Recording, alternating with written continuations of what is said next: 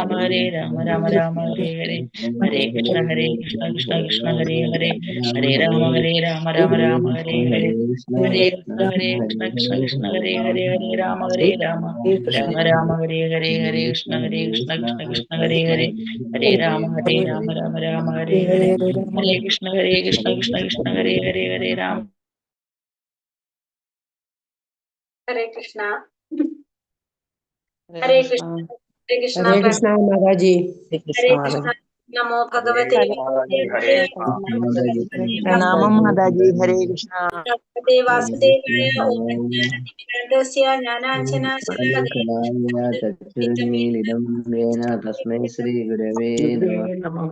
Shalagadaya Krishna Bhudale Srimade Bhaktivedanta Swaminiti Namine Namaste Saraswate Deve Gauravani Pracharine Nirvishesha Shunyavadi Paschatya Deshatarine Jai Sri Krishna Chaitanya Prabhu Nityananda Sri Advaita Gadadara Sri Vasadi Gaura Bhakta Vrinda Hare Krishna Krishna Krishna Hare Hare Hare Rama Rama Rama Hare Hare Hare Krishna Nigamidam Phalam Sukhamukhamrta Drava Samyudam Vibada Bhagavatam Rasamalayam Muhuraho Rasika Bhuvi Bhavugaha Narayanam Namaskrityam Naram Chaiva Narottamam Devim Sarasatim Vyasam Tado Jayatire Nashtaprayeshu Bhadreshu Nityam Bhagavata Sevaya Bhagavate Uttama Sloge Bhaktir Bhavati Naishtagi Krishnaya Vasudevaya Devaki Nandanaya Cha Nanda Gopakumaraya Govindaya Namo Namah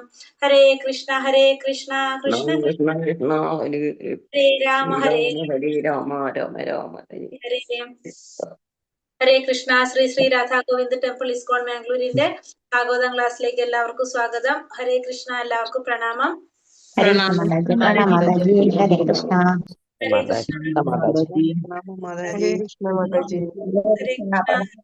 അധ്യായം 8 കുന്തി ദേവിയുടെ പ്രാർത്ഥനകൾ, അതാണ് നമ്മൾ കണ്ടുകൊണ്ടിരിക്കേണ്ടത്. അതില് 19 ശ്ലോകം വരെ നമ്മൾ ഇന്നലെ എടുത്തു. ഇന്ന് 20ാമത്തെ ശ്ലോകം എടുക്കണം. ഇന്നലെ നമ്മൾ എന്താ പറഞ്ഞത്? ഇന്നലെ നമ്മൾ ഏത് ശ്ലോകം തൊട്ട് എടുത്തിട്ടുണ്ടായിരുന്നെ? കുന്തി ദേവിയുടെ പ്രാർത്ഥന ഇന്നലെ തുടങ്ങിയതായിരുന്നു അല്ലെ? കുന്തി ഉപാചം തൊട്ടല്ല തുടങ്ങിയത് ഇന്നലെ? 17 തൊട്ടോ? ദേവി പറയുന്നു, ഭഗവാൻ മാത്രമേ ഉള്ളൂ ഒരാശ്രയം. ബ്രഹ്മാസ്ത്ര തേജസ്സിൽ നിന്ന് സംരക്ഷിക്കപ്പെട്ട ഭഗവാന്റെ പരിശുദ്ധ ഭക്തനായ കുന്തി ദേവിയും അവരുടെ 5 പുത്രന്മാരും ദ്രൗപദിയും ഭവനത്തിലേക്ക് പോകാനായി നിൽക്കുന്ന ഭഗവാനെ സംബോധന ചെയ്യുന്ന ഏത് സ്കന്ധത്തിലാ? ഒന്നാമത്തെ കേട്ടോ. കുന്തിദേവി ഇപ്പൊ പറയാണല്ലേ, ഭഗവാനോട് പറയാണ്, ഭഗവാൻ അല്ലാതെ ഒരു ശുദ്ധ ഭക്തൻ എപ്പോഴും ആരെ സഹായിക്കാൻ ഭഗവാനെ വിളിക്കുന്നു. പണ്ടവർക്ക് കൃഷ്ണൻ അല്ലാതെ വേറെ ആരെയും അറിയത്തില്ല. അറിയില്ല. ആരെ തന്നെ വിളിക്കുന്നത്? ഭഗവാനെ തന്നെയാണ് എപ്പോഴും വിളിക്കുന്നത് എന്ന് പറയുന്നത്. സർവ്വതിന്റെയും അന്തർവർത്തിയായിട്ടും ബാഹ്യവർത്തിയായിട്ടും നിലകൊള്ളുമെങ്കിൽ തന്നെയും അങ്ങ് സർവർക്കും അദൃശ്യനാണെന്ന് കൂടി പറയാണല്ലോ. അതായത് കുന്തിദേവിയുടെ മുന്നിൽ നിൽക്കുമ്പോ തന്നെ ഭഗവാൻ എന്ത് ചെയ്യാണ്? ഉത്തരയുടെ ഗർഭത്തില് പരീക്ഷിത് മഹാരാജാവിനെ രക്ഷിക്കാണ്, ആ ഭ്രൂണത്തെ രക്ഷിക്കാൻ. ഭൗതിക പ്രപഞ്ചത്തിന്റെ ത്രിഗുണങ്ങളിൽ സ്വാധീനിക്കപ്പെടാത്ത ഭഗവാനെ പ്രണമിക്കുകയാണ് കുന്തിദേവി. അവിടാണ് ഇത് തുടങ്ങുന്നത്. സർവ്വതിന്റെയും അകത്തും പുറത്തും ഉള്ള ഭഗവാനെ ഉണ്ടെങ്കിലും ഭഗവാൻ അദൃശ്യനാണെന്നാ പറയുന്നത് 18ാമത്തെ ശ്ലോകത്തില്. അതെ അതിൽ 18-ൽ 19-ല് എന്താ പറഞ്ഞത്? 19-ല് ഭഗവാൻ എല്ലാവരുടെയും ഭഗവത്ഗീതയിലാണോ? എല്ലാവരുടെയും ഹൃദയത്തിൽ ഭഗവാൻ വസിക്കുന്നു. അവർക്ക് സ്മരണവും ജ്ഞാനവും സ്മൃതിയും എന്നിൽ നിന്ന് തന്നെയാണ്. എല്ലാ വേദങ്ങളും ഭഗവാനിൽ നിന്ന് തന്നെയാണ്. അതിന്റെ ലക്ഷ്യം ഭഗവാനാണ്. അത് പറഞ്ഞപ്പോഴാണ് എനിക്ക് ഓർമ്മ വന്നത്, മാതാജി ഒരു ചോദ്യം ചോദിച്ചിട്ടുണ്ടായിരുന്നു ക്ലാസ്സിൽ അല്ലെ? ബ്രഹ്മാസ്ത്രം പിന്നെ എങ്ങനെ രണ്ടാമത് വന്നതല്ല, ഒരു പ്രാവശ്യം ബ്രഹ്മാസ്ത്രം വിട്ടിട്ടുള്ളൂ. വെച്ചിട്ടുണ്ടെങ്കില് ബ്രഹ്മാസ്ത്രം വിട്ടപ്പോ അർജുനനോട് ഭഗവാൻ പറയാണ് അല്ലെ, അതിനെ വേറൊരു ബ്രഹ്മാസ്ത്രം കൊണ്ട് ഇതിനെ തടുക്കാൻ സാധിക്കുള്ളൂ എന്ന് പറഞ്ഞിട്ട് അർജുനൻ ബ്രഹ്മാസ്ത്രം പ്രയോഗിക്കുന്നുണ്ട്. ഈ 2 ബ്രഹ്മാസ്ത്രവും കൂടി ഏറ്റുമുട്ടിയപ്പോ അതെന്താണ്? അതൊരു വലിയൊരു അഗ്നിഗോളായിട്ടല്ലേ വരുന്നത്, ഒരു നാശത്തിന് കാരണമാകില്ല ചെയ്യുന്നത്. അവിടെ നാരദ മഹർഷിയും വേദവ്യാസനും ഇടപെട്ടിട്ട് ആ 2 ബ്രഹ്മാസ്ത്രം പിൻവലിക്കാനായിട്ട് ആവശ്യപ്പെടും. അപ്പോ അർജുനൻ അറിയാം എന്ത് അത് പിൻവലിക്കേണ്ട മന്ത്രം അറിയുന്നത് കൊണ്ട് അർജുനൻ അത് പിൻവലിക്കും. പക്ഷെ ആർക്കതറിയില്ല, അശ്വത്ഥമാവിന് അതറിയില്ല. അശ്വത്ഥമാവ് എന്ത് ചെയ്യണമെന്ന് വെച്ചിട്ടുണ്ടെങ്കിൽ ആ ബ്രഹ്മാസ്ത്രം പിൻവലിക്കുന്നതിന് പകരം അശ്വത്ഥമാവിന്റെ ഉള്ളിൽ എന്താണ്, ഫുള്ള് പകയാണ് അവരുടെ അടുത്ത് അല്ലെ. അപ്പൊ ആ ബ്രഹ്മാസ്ത്രം എവിടേക്ക് തിരിച്ചുവിടാണത്? തിരിച്ചത് ദ്രൗപദിയുടെ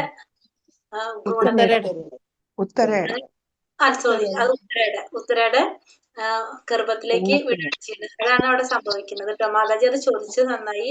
കാരണം ഇങ്ങനെ ചോദിക്കുമ്പോഴാണ് നമ്മളത് നോക്കുന്നത്. അതുകൊണ്ട് എല്ലാവർക്കും അത് ക്ലിയർ ആവുന്നത്. ഹരേ കൃഷ്ണ മാതാജി. അത് ഇന്നലെ പറയാൻ വിട്ടുപോയി. അപ്പൊ അത് ബ്രഹ്മാസ്ത്രം ഒരു പ്രാവശ്യം തന്നെ വിട്ടിട്ടുള്ളൂ. പക്ഷെ അത് ഇങ്ങനെയാണ് തിരിച്ചെടുക്കാനായിട്ട് അറിയാത്തത് കൊണ്ട് അത് വേറെ എവിടെയെങ്കിലേക്ക് അത് പ്രയോഗിക്കണമല്ലോ. അപ്പൊ എന്ത് ചെയ്യാന്ന് വെച്ചിട്ടുണ്ടെങ്കിൽ ആ വൈരാഗ്യ ബുദ്ധി ബുദ്ധി ദേഷ്യത്തിൽ നിൽക്കുകയാണല്ലോ. അപ്പൊ അത് നേരെ ഉത്തരയുടെ ഭ്രൂണത്തിലേക്ക് അത്, കാരണം ആ പാണ്ഡവകുലത്തിനെ മുഴുവൻ നശിപ്പിക്കാന്നുള്ളതാണ് ആരുടെ ലക്ഷ്യം? ഹരേകൃഷ്ണ മാതാജി അതപ്പം ഭഗവാൻ അത് തിരിച്ചെടുത്തല്ലേ? അത് അങ്ങനല്ലേ പറയുന്നത്? ഭഗവാന് പറ്റുമല്ലോ. ഭഗവാൻ അപ്പൊ തിരിച്ചെടുക്കണില്ലല്ലോ. ഭഗവാൻ ഫസ്റ്റ് ചെയ്തിരിക്കുകയാണെന്നല്ലേ പറഞ്ഞു. ഭഗവാൻ ആദ്യം അർജുനനോട് ചെയ്യാനാ പറയുന്നത്. അതിനുശേഷം പിന്നെ ഇവിടെ നാരദ മഹർഷിയും വേദവ്യാസനും ഇടപെട്ടിട്ട് അതിനെ പിൻവലിക്കാനായിട്ട് ആവശ്യപ്പെട്ടു. അപ്പൊ ആവശ്യപ്പെട്ടപ്പോ അർജുനൻ പിൻവലിച്ചു. പിൻവലിക്കാൻ ആർക്കറിയില്ല, അതിന്റെ മന്ത്രം അറിയണമല്ലോ. മന്ത്രം അറിയാത്തത് കൊണ്ട് അശ്വത്ഥമാവ് അതെന്താ ചെയ്തത്? വീണ്ടും ആ കുർമ്മബുദ്ധി ഉപയോഗിച്ചിട്ടത് ഇങ്ങനെ ചെയ്യാണ് ചെയ്യുന്നത്. അപ്പോഴാണ് ഭഗവാൻ ദേഷ്യം വന്നിട്ട് ഭഗവാനാണ് ശപിക്കുന്നത് അവിടെ. അശ്വത്ഥമാവിന് ശാപം കൊടുക്കുന്നത് ഭഗവാനാണ് അവിടെ. അങ്ങനെയാണ് അത് സംഭവിക്കുന്നത്. അപ്പൊ ഭഗവാന്റെ ലക്ഷ്യം അവിടെ പലതായിരുന്നു. അതായത് അശ്വത്ഥമാവിന്റെ വൈരാഗ്യം പുറത്തേക്ക് കൊണ്ടുവന്നാലേ അശ്വത്ഥമാവിന് ഇതേ രീതിയിൽ പ്രവർത്തിക്കുക, അതായത് ഭഗവാൻ അവിടെ ശാപം കൊടുക്കാൻ സാധിക്കുള്ളായിരുന്നു.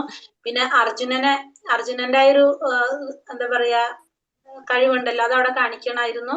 അപ്പൊ അങ്ങനത്തെ 3-4 കാര്യങ്ങൾ ഭഗവാൻ അവിടെ നടത്തണമായിരുന്നു. അതുകൊണ്ടാണ് ഭഗവാൻ ആദ്യം സൈലന്റ് ആയിട്ടിരുന്നത്. അല്ലെങ്കിൽ ഇത് ഭഗവാൻ ആദ്യം ചെയ്യായിരുന്നു അല്ലെ. പക്ഷെ അത് ആദ്യം ഭഗവാൻ ചെയ്യാതിരുന്നത് അതുകൊണ്ടാണ് പറയണത്. ഒന്ന് കർമ്മഫലം അനുഭവിക്കണം. ഓരോരുത്തരും ചെയ്ത കർമ്മത്തിന്റെ ഫലം അനുഭവിച്ചേ തീരൂ. അത് നമുക്ക് കൂടെയുള്ള പാടാണ്. അതപ്പോ ഭഗവാൻ എന്തുകൊണ്ടാണ് അവിടെ ഇടപെടാത്തെന്നൊരു ചോദ്യം നമുക്ക് വരാം. കാരണം രണ്ടാമത് ഭഗവാൻ തന്നെയല്ലേ ഇതിനെ തടുത്തത് അവിടെ. പക്ഷെ ഇപ്പൊ ഫസ്റ്റ് ഭഗവാൻ ചെയ്യാത്തത് ഒന്ന് കർമ്മഫലം, നമ്മൾ ചെയ്യുന്ന കർമ്മത്തിന്റെ ഫലം നമ്മൾ അനുഭവിക്കും. പിന്നെ അർജുനന്റെ ആ കഴിവ് അത് കാണിച്ചു കൊടുക്കേണ്ട ആവശ്യം ഉണ്ടായിരുന്നു. പിന്നെ വന്നിട്ട് പറഞ്ഞ അശ്വത്ഥമാവിന്റെ ഒരു സ്വഭാവം, അതായത് ആരെയും കൂസാത്തൊരു സ്വഭാവമാണല്ലോ, ഒരു അഹങ്കാരമുള്ള സ്വഭാവമല്ലേ, അതുകൂടി അവിടെ കാണിക്കണം. എങ്കിൽ മാത്രമേ അവിടെ എന്ത് സംഭവിക്കുള്ളൂ? അശ്വത്ഥമാവിന് ഇങ്ങനെ ഒരു ശാപം കിട്ടുള്ളൂ. പിന്നെ പരീക്ഷിത്ത് മഹാരാജാവിന്റെ ആ ജനനത്തിന്റെ ഒരു പ്രത്യേകത ഉണ്ടല്ലോ അവിടെ. ഭഗവാൻ പരീക്ഷിച്ച്, അതുകൊണ്ടാണല്ലോ പരീക്ഷിത്ത് എന്നുള്ള പേര് വന്നത് തന്നെ. അപ്പൊ ഈ യുദ്ധത്തിന്റെ നിയമങ്ങളൊക്കെ തെറ്റിച്ച് അങ്ങനത്തെ കാര്യങ്ങള് ചെയ്തു എന്ന് കൂടി കാണിക്കാനും കൂടി വേണ്ടി, അതായത് ഓരോരുത്തരുടെ കർമ്മത്തിന്റെ ഫലം അനുഭവിക്കണം, ഇങ്ങനെയാണെന്ന് മനസ്സിലാക്കി തരാനും കൂടി വേണ്ടിയിട്ടാണ് ഭഗവാൻ അവിടെ ആദ്യം സൈലന്റ് ആയിട്ട് നിൽക്കുന്നത്. അത് നമ്മൾ നാമജപം നല്ലപോലെ ചെയ്യുമ്പോ കർമ്മബലത്തിന് കുറഞ്ഞു വരുന്നു. ജയസാക്ഷി പ്രഭു ഒരു തവണ ക്ലാസ്സിൽ പറയുണ്ടായിരുന്നു. നിരന്തരമായിട്ട് നാമജപം ചെയ്യുകയാണെങ്കിൽ കർമ്മബലം വലിയൊരു വെട്ട് നമുക്ക് വരാൻ വച്ചിട്ടുണ്ടെങ്കിൽ അത് ചെറുതായിട്ട് പോകും. അതെ, അത് നാമജപത്തിന്റെ പ്രത്യേകത മാതാജി പറഞ്ഞ പോലെ തന്നെ അത് പറയുന്നില്ലേ നമ്മള് ഈശോപനിഷത്തിൽ പഠിക്കും. നമ്മുടെ അഗ്നി എങ്ങനെയാണ് എരിച്ചു കളയുന്നത് അല്ലെ, ഓരോന്ന് അതേപോലെ നമ്മുടെ പാപങ്ങളെ എരിച്ചു കളയാനായിട്ട് നാമജപത്തിന് സാധിക്കും. പക്ഷെ അത് എപ്പോഴാണ് സാധിക്കുന്ന വെച്ചാല് നമ്മള് അപരാധങ്ങൾ ഇല്ലാതെ നാമം ജപിക്കുമ്പോ. ഇപ്പൊ നമ്മൾ ജപിക്കുന്നത് അപരാധത്തോടു കൂടിയ ജപാണ് നമ്മളെ വരുന്നത്. അപരാധങ്ങൾ ഇല്ലാതെ നാമം ജപിക്കുമ്പോ നമുക്കത് പറ്റും. പക്ഷെ അല്ലെങ്കിലും നമുക്ക് ചെയ്യുന്നത് എന്താണ്? നമ്മളൊരു പുണ്യകർമ്മ ചെയ്യുന്നത് അല്ലെ. ഭഗവാന്റെ നാമം ജപിച്ചുകൊണ്ടിരിക്കുക എന്ന് പറഞ്ഞത് എന്താണ്? ഒരു പ്രവൃത്തിയല്ല നമ്മൾ ചെയ്യുന്നത് ഭഗവാന്റെ നാമം. അപ്പൊ രണ്ടിനും ഫലമുണ്ട്. ഒരെണ്ണത്തിന്റെ ഫലം പാപത്തെ ഇല്ലാതാക്കും. നമ്മൾ പറഞ്ഞ പോലെ കർമ്മങ്ങളുടെ ആ ആക്കം കുറയ്ക്കാനായിട്ട് സാധിക്കും. അതായത് ഇപ്പൊ നമ്മൾ പറഞ്ഞില്ല, കണ്ണുമ്മല് കൊള്ളേണ്ടത് പുരികത്തുമ്മ കൊള്ളുന്ന് പറഞ്ഞ പോലെ ചെറിയ നമുക്ക് അതിനെ തടുക്കാൻ നമുക്ക് പറ്റില്ല. പക്ഷെ നമ്മൾ ചെയ്ത ആ കർമ്മത്തിന്റെ ഫലത്തിന്റെ എന്ത് കുറയ്ക്കാത്? അത് കുറച്ചുകൊണ്ടിരിക്കും. നമ്മളത് ചെയ്തുകൊണ്ടിരിക്കുമ്പോ നമ്മളെ തലവര വരെ മാറ്റാനായിട്ട് നമ്മളെ സാധിക്കുന്ന പറയാം നാമജപം കൊണ്ട്. ഇപ്പൊ ജാതകം എഴുതില്ലേ, നമ്മൾ ജനിക്കുമ്പോഴാ ജാതകം എഴുതണം അല്ലെ. അപ്പൊ ജനിക്കുമ്പോ ജാതകം എഴുതി നമ്മൾ നാമം ജപിച്ചുകൊണ്ടിരുന്ന നമ്മളോട് പറയും 10ാമത്തെ വയസ്സിൽ അല്ലെങ്കിൽ 20ാമത്തെ വയസ്സിലോ 30ാമത്തെ വയസ്സിലോ നമുക്ക് ഇങ്ങനെ സംഭവങ്ങളൊക്കെ ഉണ്ടെന്ന് പറയും. അപ്പൊ നമ്മളിപ്പോ ഈ നാമം ജപിച്ചുകൊണ്ടിരിക്കുമ്പോ അത് അന്നത്തെ നമ്മുടെ കർമ്മഫലം അനുസരിച്ചാണ്, നമ്മുടെ കഴിഞ്ഞ ജന്മത്തിലെ കർമ്മത്തിന്റെ ഫലം അനുസരിച്ചാണ് ആ ജാതകം വരുന്നത് അല്ലെ. അതുകൊണ്ടല്ല ജനിക്കുമ്പോ നമ്മളെ ജാതകം എന്തുകൊണ്ടാണ് സാധിക്കുന്നത് പറയാനായിട്ട്, അങ്ങനെയാണ് ചെയ്യുന്നത്. പക്ഷെ ഇതിന് നമ്മൾ നാമം ജപിച്ച് വരുമ്പോ എന്താണ്, ഈ പറഞ്ഞതിന്റെ ഇത് കുറഞ്ഞുകൊണ്ടിരിക്കും, നമ്മളെ മാറിക്കൊണ്ടിരിക്കും. അത് ആ നാമജപത്തിന്റെ ശക്തി അത്രയുണ്ട്. കാരണം ഭഗവാന്റെ നാമവും ഭഗവാനും തമ്മിൽ യാതൊരു വ്യത്യാസം. അപ്പൊ അതുകൊണ്ട് അതങ്ങനെ പറയാം. അതുകൊണ്ട് മാതാജി എന്ത് മാതാജി? ഹരേ കൃഷ്ണ. അപ്പൊ അനുഭവമുണ്ട് നാമജപം മാതാജി. ഇന്നലെ തന്നെ എനിക്ക് ഹരേ കൃഷ്ണ മാതാജി, പ്രണാമം. അപ്പൊ നമ്മൾ ഒരിക്കലും നാമജപം നമ്മൾ ഒഴിവാക്കരുത്. നമ്മളിപ്പോ നാളെ ചിലപ്പോ നമുക്ക് ക്ലാസ്സുകൾ കയറാൻ പറ്റില്ലെങ്കിലും നമുക്ക് ഒരു കാര്യം നമ്മൾ ഒട്ടും നിർത്തരുത്, നാമജപം. നാമജപം നമ്മൾ ചെയ്തുകൊണ്ടേ ഇരിക്കണം. ഹരേ കൃഷ്ണ. നാമജപം ഒട്ടും നമ്മൾ മാറ്റരുത്. കാരണം നാമജപമാണ് നമ്മുടെ പിടിവള്ളി. അതുമ്മ പിടിച്ചാലേ നമുക്ക് കയറാൻ പറ്റുള്ളൂ എവിടേക്കും, അല്ലെങ്കിൽ നമുക്ക് പറ്റില്ല. ഇപ്പൊ നാമജപം നമ്മൾ ഒട്ടും, ഇപ്പൊ നമ്മൾ നാളെ ചിലപ്പോ പറയാൻ പറ്റില്ല, നമ്മൾ ക്ലാസ്സുകൾ ചിലപ്പോ എന്തെങ്കിലും കാരണം കൊണ്ട് കയറാൻ പറ്റില്ല. അങ്ങനെയൊക്കെ ആയാലും നാമം ജപിക്കാനുള്ള മാല നമ്മളെ കയ്യിലുണ്ടാവണം. നമ്മൾ നാമജപം ഒരിക്കലും നിർത്തരുത്. ഹരേ കൃഷ്ണ. ഓം നമോ ഭഗവതേ വാസുദേവായ. തഥാ പരമഹംസാനാം മുനീനാം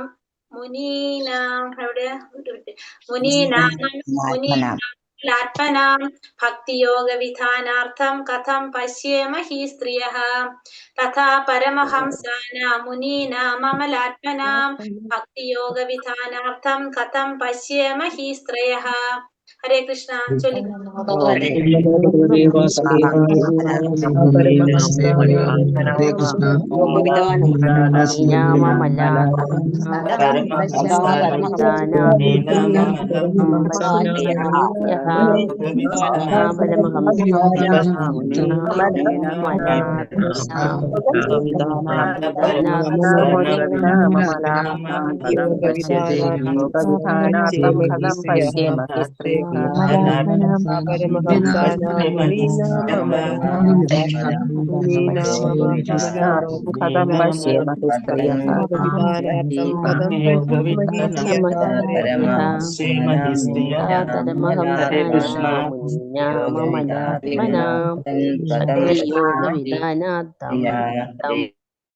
ഹരേ കൃഷ്ണ. തഥ അതിനു പുറമെ പരമഹംസാനാം ഉന്നതരായ ആത്മീയവാദികളുടെ, മുനീന മഹാചിന്തകന്മാരുടെ അല്ലെങ്കിൽ മാനസിക വിചക്ഷണരുടെ, അമല ആത്മാനാം ആത്മാവിനെയും ജഡവസ്തുവിനെയും വിവേചിച്ചറിയാൻ പ്രാപ്തിയുള്ള മനസ്സുള്ളവരുടെ, ഭക്തിയോഗ ഭക്തിയുടെ സേവന ശാസ്ത്രം വിധാനാർത്ഥം നിർവഹിക്കാനായി കഥം എപ്രകാരം പശ്യേമ നിരീക്ഷിക്കാൻ സാധ്യമാകുന്നു. ഹി നിശ്ചയമായും സ്ത്രീജനങ്ങൾ. വിവർത്തനം ഭാവാർത്ഥം ശ്രീല പ്രഭുപാദിക്ക് ജയ്. വിവർത്തനം: ജഡവസ്തുവിനെയും ആത്മാവിനെയും വിവേചിച്ചറിയാൻ കെൽപ്പുള്ളവരാകിയാൽ പരിശുദ്ധരായ ഉന്നതങ്ങളുടെയും മാനസിക വിചക്ഷണരുടെയും ഹൃദയങ്ങളിൽ ഭക്തിയുടെ സേവനത്തിന്റെ അതീന്ദ്രിയ വിജ്ഞാനം പ്രചരിപ്പിക്കുന്നതിനായി അങ്ങ് സ്വയം അവതരിക്കുന്നു. പിന്നെ ഞങ്ങൾ സ്ത്രീജനങ്ങൾക്ക് എങ്ങനെയാണ് അങ്ങയെ പൂർണ്ണമായും മനസ്സിലാക്കാൻ സാധിക്കുക? ജഡവസ്തുവിനെയും ആത്മാവിനെയും വേർതിരിച്ചുവാൻ കെൽപ്പുള്ളവരാകയാൽ, ശരീരത്തിനെയും ആത്മാവിനെയും വേർതിരിച്ചറിയാൻ വിവേചിച്ചറിയാൻ കെൽപ്പുള്ളവരാകയാൽ പരിശുദ്ധരായ ഉന്നത അതീന്ദ്രിയവാദികളുടെയും മാനസിക വിചക്ഷണരുടെയും ഹൃദയങ്ങളിൽ ഭക്തിയുടെ സേവനത്തിന്റെ അതീന്ദ്രിയ വിജ്ഞാനം പ്രചരിപ്പിക്കുന്നതിനായി അങ്ങ് സ്വയം അവതരിക്കുന്നു. അപ്പൊ ഭഗവാൻ അവതരിക്കുന്നത് എന്തിനു വേണ്ടിയിട്ടാണ് പറഞ്ഞത്?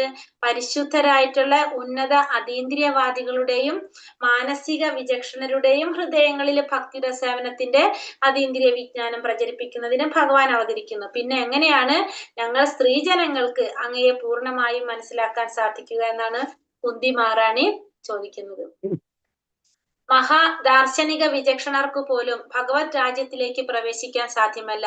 മഹാചിന്തകന്മാരുടെ ചിന്താഗതി ശക്തിക്ക് അതീതനാണ് നിരപേക്ഷ സത്യമായ പരമദിവ്യോത്തമ പുരുഷൻ എന്ന് ഉപനിഷത്തുകളിൽ പ്രസ്താവിച്ചിരിക്കുന്നു. ബൃഹത്തായ വിജ്ഞാനത്താലും അല്ലെങ്കിൽ അതിരേകമായ ബുദ്ധിശക്തിയാലും അറിയാൻ കഴിയാത്തവനാണ് ഭഗവാൻ. ഭഗവത് കൃപയുള്ള ഒരാൾക്ക് മാത്രമേ ഭഗവാൻ സുഗ്രാഹ്യനാക്കുകയുള്ളൂ. മറ്റുള്ളവർ അനേക വർഷങ്ങൾ ചിന്തിച്ചാലും ഭഗവാൻ അജ്ഞേയനായി തന്നെ തുടരുന്നു. നിഷ്കളങ്കയായ ഒരു സ്ത്രീയുടെ ഭാഗം അവതരിപ്പിക്കുന്ന കുന്തി മഹാറാണി ഈ യഥാർത്ഥത്തെയാണ് സമർത്ഥിക്കുന്നത്. ചിന്തകന്മാരെ പോലെ ഊഹാപോഹങ്ങളിൽ ഏർപ്പെടാൻ സാധാരണ സ്ത്രീജനങ്ങൾക്ക് കഴിവില്ല. എന്നാൽ അവർ ഭഗവാന്റെ പരമാധികാരത്തെയും സർവശക്തിയെയും തൽക്ഷണം വിശ്വസിച്ച് അംഗീകരിക്കുകയും ആകയാൽ വൈമനസ്യമേതുമില്ലാതെ ഭഗവാനെ പ്രണമിക്കുകയും ചെയ്യുന്നതിനാൽ ഭഗവാനാൽ അനുഗ്രഹിക്കപ്പെട്ടവരാകുന്നു. ഭഗവാൻ വളരെ കാരുണ്യമുള്ളവനാണ്. മഹാദാർശനിക വിചക്ഷണന്മാർക്ക് പോലും ഭഗവത് രാജ്യത്തിലേക്ക് പ്രവേശിക്കാനായിട്ട് സാധ്യമല്ല. മഹാചിന്തകന്മാരുടെ ചിന്താശക്തിക്ക് അതീതനാണ് നിരപേക്ഷ സത്യമായ പരമദിവ്യോത്തമ പുരുഷൻ എന്ന് ഉപനിഷത്തുകളിലും പറഞ്ഞിട്ടുണ്ട്. അപ്പൊ ഭഗവാന്റെ ലോകത്തേക്ക് ഗോലോക വൃന്ദാവനത്തിലേക്ക് പ്രവേശിക്കാനായിട്ട് ദാർശനിക വിചക്ഷണന്മാർക്കോ മഹാചിന്തകന്മാരുടെ ചിന്താശക്തിക്ക് അതീതനാണ് ഭഗവാൻ. അപ്പൊ അതുകൊണ്ട് തന്നെ അങ്ങനെ ഉള്ളവർക്കൊന്നും എവിടേക്ക് പ്രവേശിക്കാൻ സാധിക്കുന്നില്ല, ഭഗവാന്റെ ധാമത്തിലേക്ക് പ്രവേശിക്കാനായിട്ട് സാധിക്കില്ല. ബൃഹത്തായ വിജ്ഞാനത്താലും അല്ലെങ്കിൽ അതിരേകമായ ബുദ്ധിശക്തിയാലും അറിയാൻ കഴിയാത്തവനാണ് ഭഗവാൻ. ഭഗവാനെ അറിയാനായിട്ട് നമ്മുടെ ബുദ്ധി കൊണ്ടോ അല്ലെങ്കിൽ പിന്നെന്താണ് വിജ്ഞാനം കൊണ്ടോ സാധിക്കില്ല. ഭഗവത് കൃപയുള്ള ഒരാൾക്ക് മാത്രമേ ഭഗവാൻ സുഗ്രാഹ്യനാകുന്നുള്ളൂ. അപ്പൊ ഭഗവാനെ അറിയണമെങ്കിൽ ആരാകണം? ഭക്തനാകണം. ഒരു ഭക്തന് മാത്രമേ ഭഗവാനെ അറിയാനായിട്ട് സാധിക്കുന്നുള്ളൂ. മറ്റുള്ളവർ അനേക വർഷങ്ങൾ ചിന്തിച്ചാലും ഭഗവാൻ അജ്ഞേയനായി തന്നെ തുടരുന്നു. മറ്റുള്ളവര് എത്ര ശ്രമിച്ചാലും ഭഗവാനെ കുറിച്ച് അറിയാനായിട്ട് അവർക്ക് സാധിക്കുന്നില്ല. നിഷ്കളങ്കയായ ഒരു സ്ത്രീയുടെ ഭാഗം അവതരിപ്പിക്കുന്ന കുന്തി മഹാറാണി ഈ യാഥാർത്ഥ്യത്തെയാണ് സമർത്ഥിക്കുന്നത്. അപ്പൊ കുന്തി മഹാറാണി ഈ ഒരു സത്യം, ഈ ഒരു യാഥാർത്ഥ്യത്തെയാണ് ഇവിടെ പറയുന്നത്. ചിന്തകന്മാരെ പോലെ ഊഹാപോഹങ്ങളിൽ ഏർപ്പെടാൻ സാധാരണ സ്ത്രീജനങ്ങൾക്ക് കഴിവില്ല. അപ്പൊ സ്ത്രീജനങ്ങൾ പൊതുവെ എങ്ങനെയാണ്? ചിന്തകന്മാരെ പോലെ ഊഹാപോഹങ്ങളിലൊന്നും സാധാരണ സ്ത്രീജനങ്ങള് ഏർപ്പെടുന്നില്ല. എന്നാൽ അവർ ഭഗവാന്റെ പരമാധികാരത്തെയും സർവശക്തിയെയും തൽക്ഷണം വിശ്വസിച്ച് അംഗീകരിക്കുകയും ആകയാൽ വൈമനസ്യമേതുമില്ലാതെ ഭഗവാനെ പ്രണമിക്കുകയും ചെയ്യുന്നതിനാൽ ഭഗവാനാൽ അനുഗ്രഹിക്കപ്പെട്ടവരാകുന്നു. പക്ഷെ അവരുടെ പ്രത്യേകത എന്താണ് പറയുന്നത്? സ്ത്രീജനങ്ങള് പരമാധികാരത്തെ, ഭഗവാന്റെ അധികാരത്തെയും സർവശക്തിയെയും തൽക്ഷണം തന്നെ വിശ്വസിച്ച് അംഗീകരിക്കുന്നു. അതുകൊണ്ട് തന്നെ ഭഗവാനെ ഒരു വൈമനസ്യവും കൂടാതെ ഭഗവാനെ പ്രണമിക്കുകയും ചെയ്യുന്നത് കൊണ്ട് ഭഗവാനാൽ അനുഗ്രഹിക്കപ്പെട്ടവരാകുന്നു. അപ്പൊ നമുക്ക് തന്നെ അറിയാം അല്ലെ, നമ്മളെ ക്ലാസ്സുകളിൽ നോക്കിക്കഴിഞ്ഞാൽ ഏറ്റവും കൂടുതൽ ആരാ ഉള്ളത്? സ്ത്രീകളാണ് അല്ലെ. പുരുഷന്മാര് വളരെ കുറവാണ്. കാരണം എന്താണ്? പെട്ടെന്ന് തന്നെ അതിലേക്ക് ആർക്ക് ആകർഷണം വരാണ്? സ്ത്രീകൾക്ക് ആകർഷണം വരാണ് അതിലേക്ക്. കാരണം അപ്പൊ അവര് പെട്ടെന്ന് അത് അംഗീകരിക്കുകയാണ് ചെയ്യുന്നത്. ഭഗവാൻ വളരെ കരുണയുള്ളവരാണ്. മഹാനായ തത്വചിന്തകന് മാത്രമായി അദ്ദേഹം പ്രത്യേക മമത പ്രകടിപ്പിക്കുന്നില്ല. ഉദ്ദേശശുദ്ധിയെ ഭഗവാൻ അറിയുന്നു. ഇക്കാരണത്താലാണ് ഏതുവിധ ധാർമ്മിക ചടങ്ങുകളിലും സാധാരണയായി സ്ത്രീജനങ്ങൾ അധികമായ അളവിൽ ഒത്തുചേരുന്നത്. ഏത് രാജ്യത്തിലായാലും ഏത് മതവിഭാഗത്തിന്റെ കാര്യത്തിലായാലും പുരുഷന്മാരെക്കാൾ അധികമായി സ്ത്രീജനങ്ങൾ തൽപരരായി കാണപ്പെടുന്നു. ആത്മാർത്ഥതയില്ലാത്ത മതവികാരത്തിന്റെ പ്രദർശനത്തെക്കാൾ അധികതരം ഫലപ്രദമാണ് ഇപ്രകാരമുള്ള ഭഗവാന്റെ അധികാരത്തെ അംഗീകരിക്കുന്ന ലാളിത്യം. ഇവിടെ പറയുന്നത് എന്താണ്? ഭഗവാൻ വളരെ കരുണയുള്ളവരാണ്. മഹാനായ തത്വചിന്തകന് മാത്രമേ അദ്ദേഹം പ്രത്യേക മമത പ്രകടിപ്പിക്കുന്നില്ല. മഹാനായ തത്വചിന്തകന് മാത്രമായിട്ട് ഭഗവാൻ ഒന്നും ചെയ്യുന്നില്ല. അവരോട് മാത്രമായിട്ട് ഒരു മമതയും ഭഗവാൻ പ്രകടിപ്പിക്കുന്നില്ല. ഭഗവാൻ എന്താണ്? ഉദ്ദേശശുദ്ധിയെ ഭഗവാൻ അറിയുന്നു. ഇക്കാരണത്താലാണ് ഏതുവിധ ധാർമ്മിക ചടങ്ങുകളിലും സാധാരണയായി സ്ത്രീജനങ്ങൾ അധികമായ അളവിൽ ഒത്തുചേർന്നത്. അപ്പൊ അതുകൊണ്ട് തന്നെയാണ് എല്ലാ ചടങ്ങുകളിലും മതപരമായിട്ടുള്ള, അതായത് ഈ ഭക്തിപരമായിട്ടുള്ള ധാർമ്മിക ചടങ്ങുകളിൽ കൂടുതൽ ആരെ കാണുന്നത്? സ്ത്രീജനങ്ങളെ കാണുന്നത്.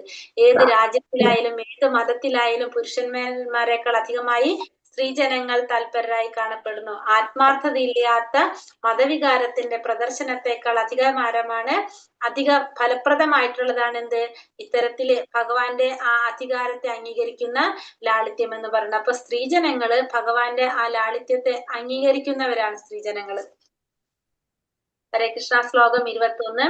കൃഷ്ണായ വാസുദേവായ ദേവകീ നന്ദനായ ച നന്ദഗോപകുമാരായ ഗോവിന്ദായ നമോ നമഃ.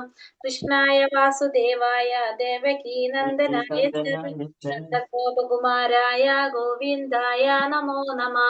ചൊല്ലിക്കോളൂ. നമോ ഭഗവതി വാസുദേവായ വാസുദേവായ ദേവകീ നന്ദനായ ദേവകീ നന്ദനായ ച വാസുദേവായ കൃഷ്ണനന്ദനായ കുമാരായ ഗോവിന്ദായ നമോ നമഃ വാസുദേവായ ദേവകീ നന്ദനായ ദേവകീ നന്ദനായ ഗോവിന്ദായ നമോ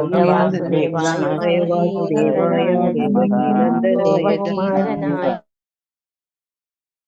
കൃഷ്ണായ പരമപുരുഷനായ ഭഗവാൻ വാസുദേവായ വാസുദേവരുടെ പുത്രന് വസുദേവരുടെ പുത്രന് ദേവകീ നന്ദനായ ദേവകിയുടെ പുത്രന് നന്ദഗോപ നന്ദനും ഗോപന്മാരും കുമാരായ അവരുടെ പുത്രന് ഗോവിന്ദായ ഗോക്കളുടെയും ഇന്ദ്രിയങ്ങളെയും ഉജ്ജീവിപ്പിക്കുന്ന പരമദിവ്യോത്തമ പുരുഷന് നമോ ആദരപൂർണമായ വന്ദനം നമ പ്രണാമങ്ങൾ.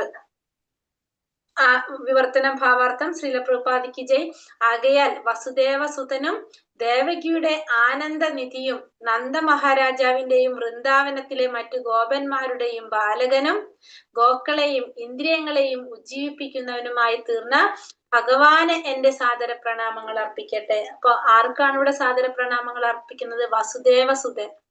വസുദേവന്റെയും ദേവകിയുടെയും ആനന്ദനിധിയും നന്ദ മഹാരാജാവിന്റെയും വൃന്ദാവനത്തിലെ മറ്റു ഗോപന്മാരുടെയും ബാലകനും ഗോക്കളെയും ഇന്ദ്രിയങ്ങളെയും ഉജ്ജീവിപ്പിക്കുന്നതിനുമായി തീർന്ന ഭഗവാന് എന്റെ സാദര പ്രണാമങ്ങൾ അർപ്പിക്കട്ടെ. അപ്പൊ ഭഗവാൻ ഏത് ഭഗവാനാണ് ഇവിടെ? വസുദേവ കൃഷ്ണനാണ് സാദര പ്രണാമങ്ങൾ അർപ്പിക്കുന്നത്. ഇപ്പൊ കൃഷ്ണൻ നമുക്കറിയല്ലേ, ദ്വാരകയില് കൃഷ്ണനുണ്ട്, മധുര കൃഷ്ണനുണ്ട്, വൃന്ദാവന കൃഷ്ണനുണ്ട്. പിന്നെ കൃഷ്ണന്റെ ഭഗവാന്റെ കുറെ അവതാരങ്ങളുണ്ട് അല്ലെ. പക്ഷെ ഇവിടെ ആർക്കാണ് കുന്തിദേവി പ്രണാമങ്ങൾ അർപ്പിക്കുന്നത്? വസുദേവസുതനും ദേവകിയുടെ ആനന്ദനിധിയും നന്ദമഹാരാജാവിനും വൃന്ദാവനത്തിലെ മറ്റു ഗോപന്മാരുടെയും ബാലകരുടെയും ഗോക്കളുടെയും ഇന്ദ്രിയങ്ങളെയും ഉത്തേജിപ്പിക്കുന്ന അല്ലെങ്കിൽ ഉജ്ജീവിപ്പിക്കുന്നവനുമായിട്ടുള്ള ഭഗവാന്. അങ്ങനെ ഇത്രയും കാര്യങ്ങൾ പറയുന്നത് ആ കൃഷ്ണൻ ആരാണെന്നും അറിയാൻ വേണ്ടിയിട്ടാണ്. ആ കൃഷ്ണനാണ് പ്രണാമങ്ങൾ അർപ്പിക്കുന്നത്. കാരണം ഈ കൃഷ്ണൻ എങ്ങനെയാണ് നമ്മൾ പറയുന്നത്? എല്ലാവരോടും ആ ഒരു എന്താണ് പറയുക, ഇവിടെ ഇവരുടെ വാത്സല്യ ഭാവത്തിലാണ്.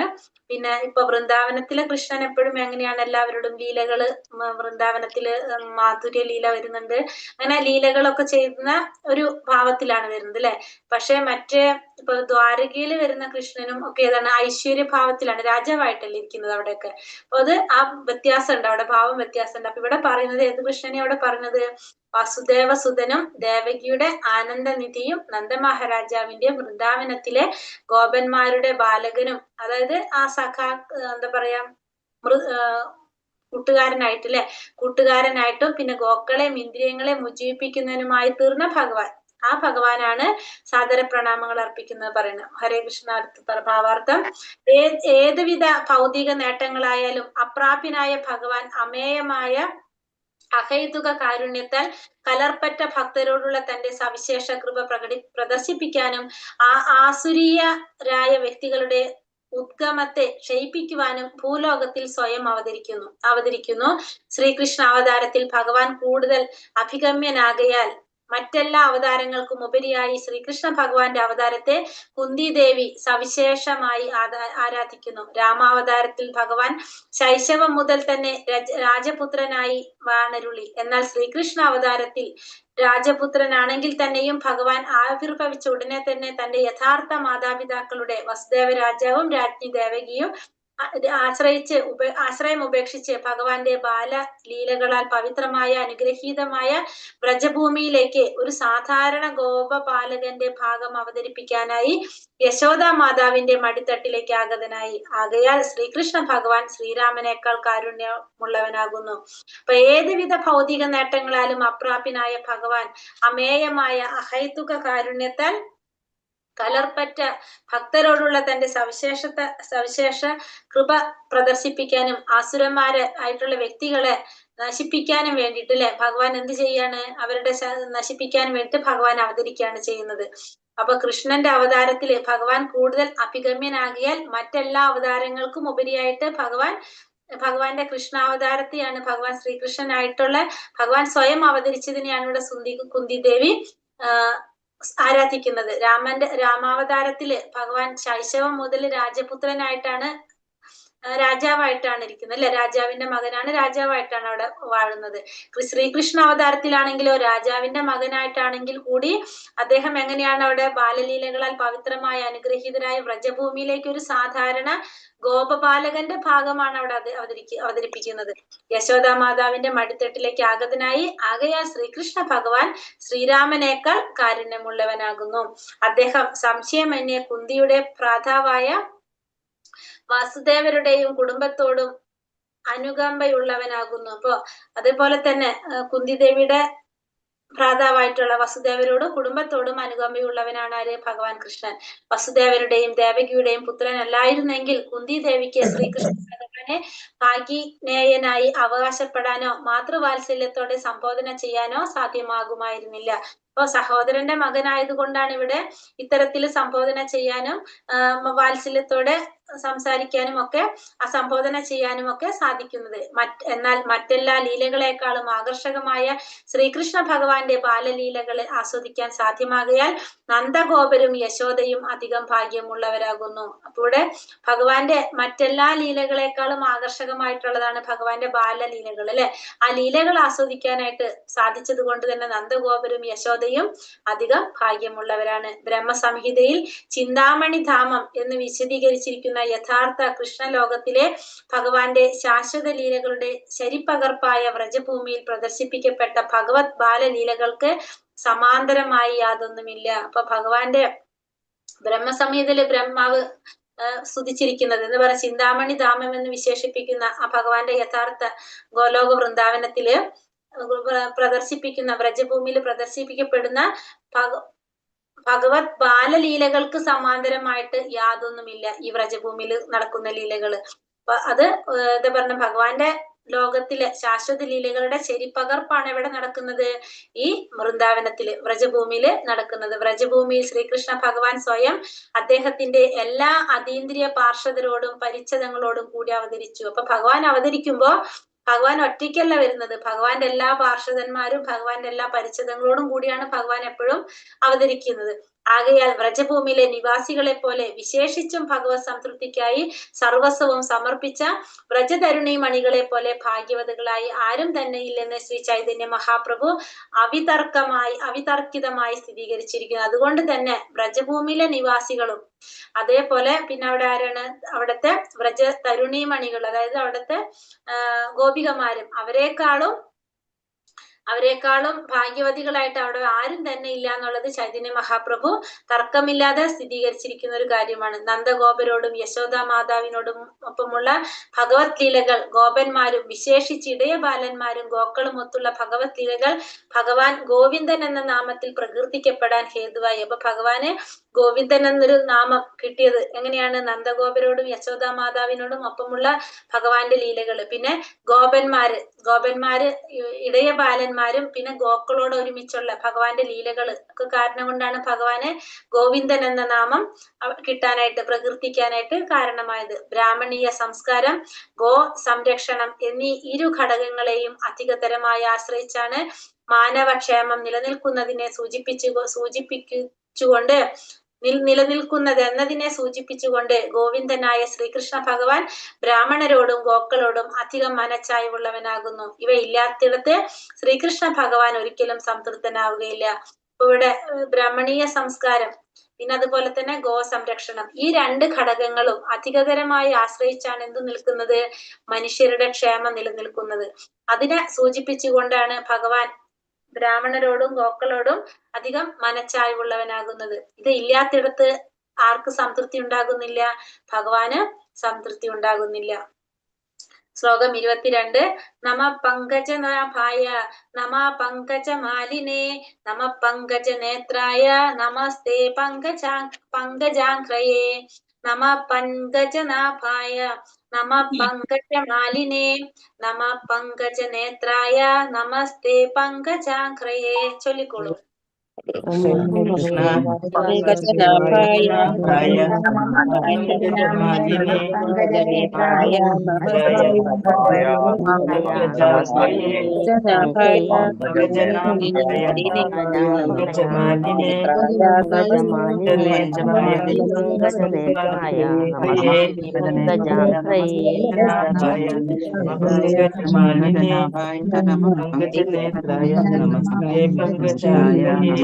ഹരേ കൃഷ്ണ. ഹരേ കൃഷ്ണ. മാതാജി അത് പങ്കജ് ആഖ്രേന്നാണോ അത് പങ്കജാക്ഷി?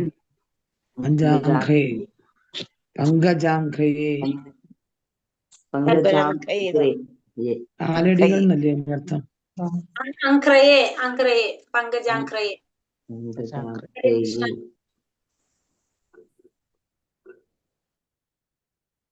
നമ സർവാദര പ്രണാമങ്ങൾ പങ്കജനാഭായ ഉദരമധ്യത്തിൽ താമരപ്പൂവിന് സദൃശ്യമായ സവിശേഷമായ നാഭിയോട് കൂടിയ ഭഗവാന്. നമ വന്ദനങ്ങൾ പങ്കജമാലിനെ സദാ താമരപ്പൂമാലയാൽ അലങ്കൃതനായവൻ. നമ പ്രണാമങ്ങൾ പങ്കജനേത്രായ താമരപ്പൂ പോലെ ശീതളമായ കടാക്ഷത്തോട് കൂടിയവൻ. നമത്തെ അങ്ങേക്ക് ആദരപൂർവമായ പ്രണാമങ്ങൾ പങ്കജ അങ്ക്രയെ ഉള്ളംകാലിൽ താമരപ്പൂ മുദ്രയുള്ള ആകയാൽ പാദപത്മങ്ങളുടെ ഉടമയെന്ന് വിശേഷിപ്പിക്കപ്പെടുന്ന അങ്ങേക്ക്. വിവർത്തനം ഭാവാർത്ഥം. ശ്രീല പ്രഭുപാദ് ജയ്. താമര പോലെയുള്ള നാഭിയുള്ളവനും സദാ താമരപ്പൂമാലകളാൽ അലങ്കരിക്കപ്പെട്ടവനും താമരപ്പൂവ് പോലെ ശീതളമായ കടാക്ഷത്തോടു കൂടിയവനും പാദങ്ങളിൽ പങ്കജമുദ്രയുള്ളവനുമായ ഭഗവാനെ അങ്ങേക്ക് എന്റെ ആദരപൂർവമായ പ്രണാമങ്ങൾ. താമരപ്പൂ പോലെയുള്ള നാഭിയുള്ളവനും സദാ താമരപ്പൂമാലകളാൽ അലങ്കരിക്കപ്പെട്ടവനും താമരപ്പൂ പോലെ ശീതളമായ കടാക്ഷത്തോടു കൂടിയവനും പാദങ്ങളിൽ പങ്കജമുദ്രയുള്ളവനുമായിട്ടുള്ള ഭഗവാനെ അങ്ങേക്ക് എന്റെ സാദര പ്രണാമങ്ങൾ. ഇവിടെ ഭഗവാനെ പ്രണമിക്കുക അല്ലെ. എന്തിനോടാണ്?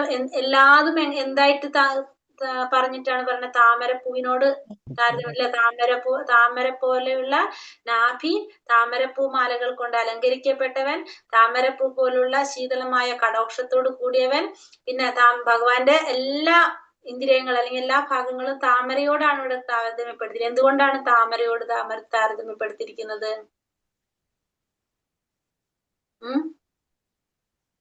അറിയാവോ? ഇല്ല. എന്താ ചോദിച്ചത്? ചോദ്യം ഇത്ര സൗന്ദര്യം ഉള്ളവനെന്നല്ലേ മാതാജി?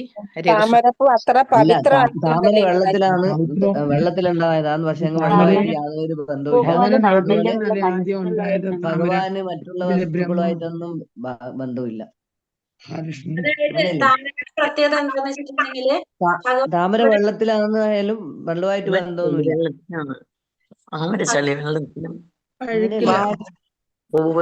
താമരപ്പൂ ചെടിയിൽ ജനിച്ചാലും താമര ചെളിയിലാണ് വളരുന്നത്, എന്നാലും അതിന്റെ പവിത്രത നഷ്ടപ്പെടുന്നില്ല. എല്ലാരും കൂടി പറയുന്നില്ല, പക്ഷെ പറഞ്ഞത് കുറെ ശരി തന്നെയാണ്.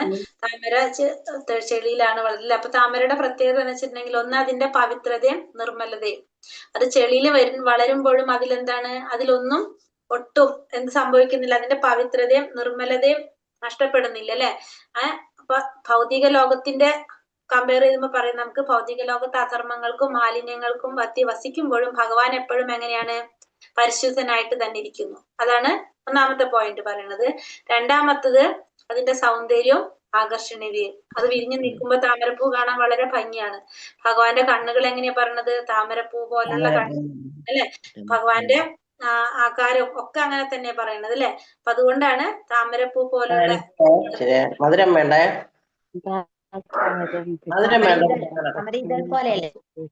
ഹരേ കൃഷ്ണ. അതെ, പിന്നെ താമരപ്പൂവിന്റെ പോലെ. പിന്നെ അതുപോലെ തന്നെ അതിന്റെ നിർമ്മമത. താമരയിലെ വെള്ളം വീണാലും അതിനെന്ത് സംഭവിക്കുന്നില്ല. ഒരു മിനിറ്റ്, ഞാൻ മ്യൂട്ട് ചെയ്യുന്നുണ്ട്. കമല നയനം എന്ന് പറയില്ലേ ഭഗവാന്റെ നയനത്തിന്? അതെ, ഇത് പറയാം. പിന്നത്തത് നിർമ്മമത എന്നാ പറയണത്. താമരയിൽ വെള്ളം വീണാലും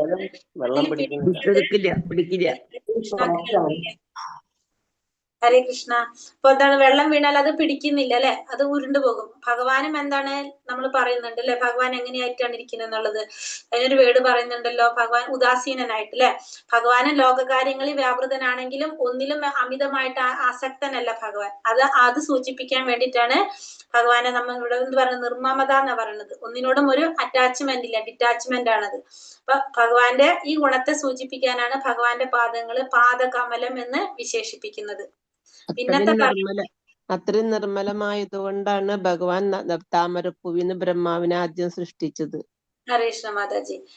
പിന്നത്തെ പറയുന്നത് പ്രപഞ്ചോൽപത്തി. പുരാണ പ്രകാരം മഹാവിഷ്ണുവിന്റെ നാഭിയിൽ നിന്നാണ് താമരപ്പൂവില് ബ്രഹ്മാവ് ജനിച്ചത് അല്ലെ. അപ്പൊ അതുകൊണ്ട് താമര സൃഷ്ടിയുടെയും പ്രപഞ്ചത്തിന്റെയും പ്രതീകമായിട്ടും കൂടി പറയണം. അപ്പൊ എല്ലാത്തിന്റെയും ഉറവിടം ഭഗവാനാണെന്ന് ഓർമ്മിപ്പിക്കാനായിട്ട്. പിന്നെ യോഗാശാസ്ത്രപരമായിട്ടും പറയുന്നത് നമ്മുടെ ശരീരത്തിന്റെ ഊർജ കേന്ദ്രങ്ങളെ താമരപ്പൂക്കളായിട്ടാണ് യോഗാശാസ്ത്രത്തിൽ പറയുന്നത്. ഭഗവാന്റെ ഓരോ അംഗവും ആത്മീയ ചൈതന്യത്തിന്റെ കേന്ദ്രങ്ങളായിട്ട് അവയെ താമരയോട് ഉപമിക്കുകയാണ് ചെയ്യുന്നത്. അപ്പൊ അങ്ങനെ ഒരു 5-6 പോയിന്റ്സ് പറയുന്നുണ്ട് എന്തുകൊണ്ടാണ് ഭഗവാനെ താമരയായിട്ട് കമ്പയർ ചെയ്യുന്നത്, താരതമ്യപ്പെടുത്തി പറയുന്നതിന്റെ. ഹരേ കൃഷ്ണ. ഇത് അടുത്തത് കുറെ ഉണ്ടല്ലേ, നമുക്ക് ഇവിടെ വെച്ച് നിർത്താം. കുറച്ചും കൂടി എടുക്കാൻ പറ്റുമോ? എത്ര ഉണ്ട്? ഇത് വലിയ ഭാവാർത്ഥ, മുഴുവൻ നിർത്തുണ്ടാവില്ല, നിർത്താൻ. 5 പോയിന്റ് ഒന്നുകൂടെ എടുത്തു പറയൂ മാതാജി. ഹരേ കൃഷ്ണ. അത് നാളെ എടുക്കാം കേട്ടോ നമുക്ക്, കാരണം അത് മുഴുവനാക്കാൻ പറ്റില്ല, വലിയ ഭാവാർത്ഥ. നോട്ട് ചെയ്യുന്നുണ്ടോ? നോട്ട് ചെയ്യാനാണോ? ഹരേ കൃഷ്ണ. എല്ലാവരും മ്യൂട്ടിലിരുന്നാ കേക്കാം നമുക്ക്. ഹരേ കൃഷ്ണ. അപ്പൊ ഒന്നാമത്തെ നമ്മൾ പറഞ്ഞത് ഭഗവാന്റെ അതൊരു അലങ്കാരമായിട്ടല്ല പറയുന്നത്. ഒന്ന് പറയുന്നത് പവിത്രതയും നിർമ്മലതയും. ഒന്നാമത്തെ പോയിന്റ് പവിത്രതയും നിർമ്മലതയും.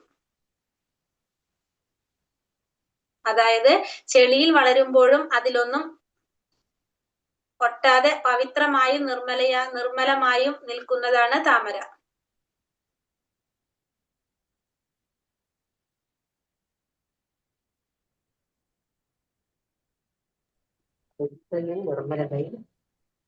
അപ്പൊ അതിന്റെ കാരണം പറയുന്നത് ഭൗതിക ലോകത്ത് അധർമ്മങ്ങൾക്കും മാലിന്യങ്ങൾക്കും മധ്യ വസിക്കുമ്പോഴും ഭഗവാൻ എപ്പോഴും പരിശുദ്ധനായി തന്നെ ഇരിക്കുന്നു. അതായത് നിർമ്മലതയും പവിത്രതയും എന്ന് പറയുന്നതിന്റെ. ഇപ്പൊ ചെളിയിൽ വളരുമ്പോഴും അതിനെന്ത് സംഭവിക്കുന്നില്ല, ആ ചെളി അതിലൊന്നും ഒട്ടുന്നില്ല. അതേപോലെ തന്നെ ഭഗവാൻ ഈ ഭൗതിക ലോകത്തിലും ഭഗവാൻ എങ്ങനെയാണ്, ഈ അധർമ്മങ്ങളും മാലിന്യങ്ങളും നിറഞ്ഞ ലോകത്തും ഭഗവാനെ ഇതൊന്നും ബാധിക്കുന്നില്ല. അതാണ് ഒന്നാമത്തെ പോയിന്റ്. രണ്ടാമത്തത് സൗന്ദര്യവും ആകർഷണീയതയും. ആകർഷണീയതയും. വിരിഞ്ഞു നിൽക്കുന്ന താമരപ്പൂ കാണാൻ വളരെ മനോഹരമാണ്. ഭഗവാന്റെ കണ്ണുകൾ വിരിഞ്ഞ താമരപ്പൂ പോലെ വിടർന്നതും കാണുന്നവരിൽ ശാന്തിയും ഭക്തിയും നിറയ്ക്കുന്നതുമാണ്.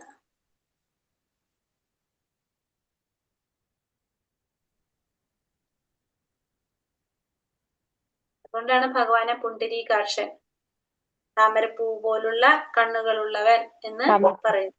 കമല നയനം എന്ന് പറയില്ല മാതാജി? കമലനയൻ. കമല നയനം.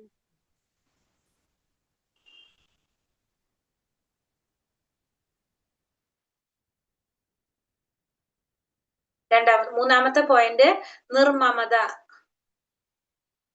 അത് ഡിറ്റാച്ച്മെന്റ്. നിർമ്മമത. താമരയിലയിൽ വെള്ളം വീണാലും അതിൽ ഒട്ടിപ്പിടിക്കാതെ ഉരുണ്ടുപോകും. താമരയിലയിൽ വെള്ളം വീണാലും അതിൽ ഒട്ടിപ്പിടിക്കാതെ ഉരുണ്ടുപോകും. ഭഗവാനും ലോകകാര്യങ്ങളിൽ വ്യാപൃതനാണെങ്കിലും ഹരേ കൃഷ്ണ മാതാജി, നിർമ്മലതയാണോ നിർമ്മമതയാണോ? മമത. നിർമ്മമത, ഡിറ്റാച്ച്മെന്റ് മാതാജി. താമരയിൽ വെള്ളം വീണാല് വെള്ളം ഒട്ടിപ്പിടിക്കാതെ അത് ഉരുണ്ടുപോകും. അതേപോലെ തന്നെ ഭഗവാൻ ലോകകാര്യങ്ങളിൽ വ്യാപൃതനാണെങ്കിലും ഒന്നിലും അമിതമായിട്ട് ആസക്തനല്ല ഭഗവാൻ. ഇത് സൂചിപ്പിക്കാനാണ് ഭഗവാന്റെ പാദങ്ങളെ പാദകമലം എന്ന് വിശേഷിപ്പിക്കുന്നത്. അതുകൊണ്ടാണ് ഭഗവാന്റെ പാദകമലം എന്ന് പറയുന്നതിന്റെ കാരണം.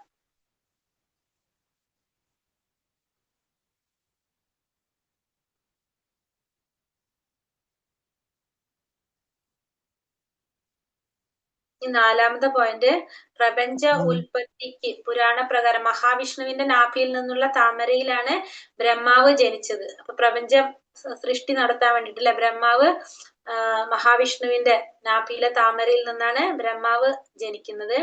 അതിനാൽ താമര സൃഷ്ടിയുടെയും പ്രപഞ്ചത്തിന്റെയും പ്രതീകമാണ്. അപ്പൊ അത് ഭഗവാനാണ് എല്ലാറ്റിന്റെയും ഉറവിടം എന്നത് ഓർമ്മിപ്പിക്കുന്നതാണത്.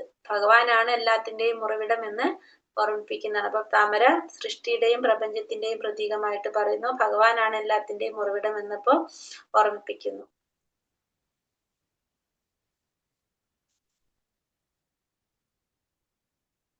അഞ്ചാമത്തത് യോഗാശാസ്ത്രപരമായിട്ടും പറയുന്നത്, നമ്മുടെ ശരീരത്തിലെ ഊർജ കേന്ദ്രങ്ങളെ താമര പൂക്കളായാണ് യോഗാശാസ്ത്രം വിവരിക്കുന്നത്.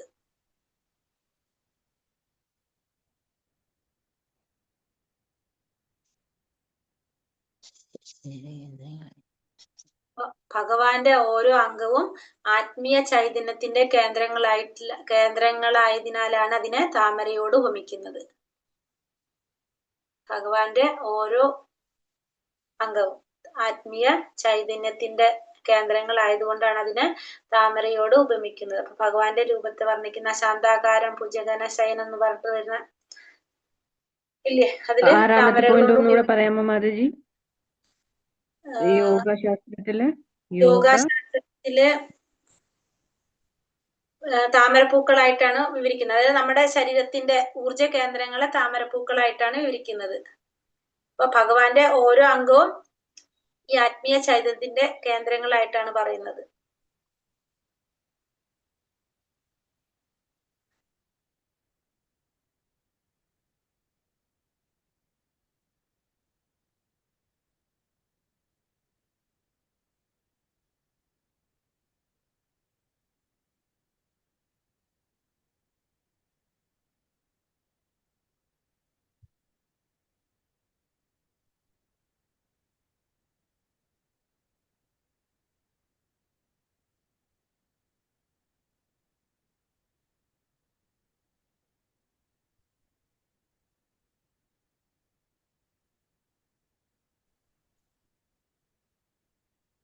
എഴുതിയോ എല്ലാവരും? കഴിഞ്ഞില്ലത്?